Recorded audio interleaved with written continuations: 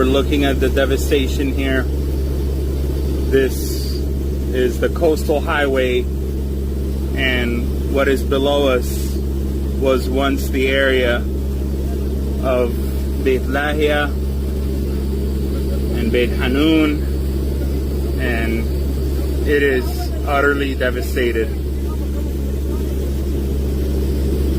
Nothing left.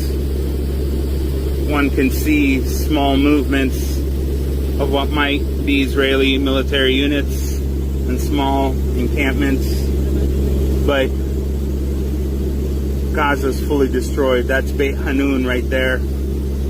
It is utterly devastated, and we're now looking over northern Gaza. This is Jabalia.